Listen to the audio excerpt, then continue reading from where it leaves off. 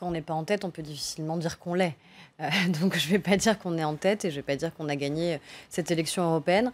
Ce qui est certain, c'est que le président de la République a eu raison de s'engager comme il l'a fait, parce que ça a été beaucoup commenté, parfois critiqué. Je pense que l'engagement du président de la République a permis aussi d'avoir ce surcroît de mobilisation des Français qui ont démontré aussi leur attachement aux élections, au principe de l'élection déjà, qui avait été remis en cause ces derniers mois, et à la question des élections européennes. Je crois que cet engagement personnel a aussi permis de contenir le Front National.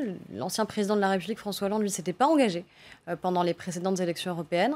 Et il y avait une participation qui était moindre et un Front National qui était plus haut. Donc ce que je constate malgré tout, même si en effet nous ne sommes pas en tête, c'est que nous avons réussi à contenir l'extrême droite qui, malgré plus de participation, n'a pas progressé. Elle fait moins bien en score que la dernière fois.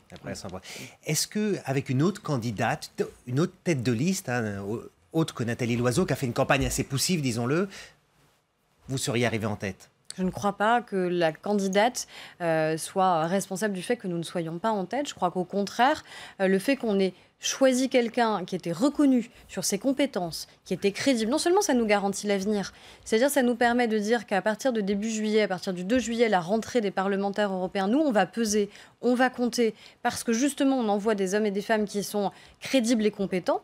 Et je pense que la campagne qu'elle a faite, qui était justement cette campagne de remettre du sens, avec un ADN pro-européen qui est très identifié chez nous, je pense qu'au contraire, ça nous a permis de faire le bon score, qui est celui que nous avons fait hier soir. Stéphane Vernet. Alors tout le monde s'est focalisé sur le fait d'être premier ou deuxième, mais ce qu'on voit moins, c'est que les objectifs que vous étiez fixés au niveau européen, eux, ils sont atteints. C'est-à-dire que ce fameux groupe central d'une centaine de députés, vous allez l'avoir. Exactement, et l'objectif, c'est quand même des élections européennes. Donc merci d'y revenir. On va réussir à constituer la troisième force politique au sein du Parlement européen. On va sortir aussi, pour le coup, là, de cette bipolarité entre le PPE et le PSE, qui, de fait, a généré aussi beaucoup d'immobilisme au sein du Parlement européen et la capacité à avancer sur les enjeux écologiques, sur les enjeux de fiscalité, sur les enjeux d'harmonisation fiscale. Donc tout ce qu'on a porté pendant la campagne, on ne pourra pas faire sans nous. Au sein du Parlement européen. Ils vont même devoir faire avec nous. Et ça, c'est tout à fait nouveau. On n'avait pas un groupe de plus d'une centaine de députés libéraux et progressistes au sein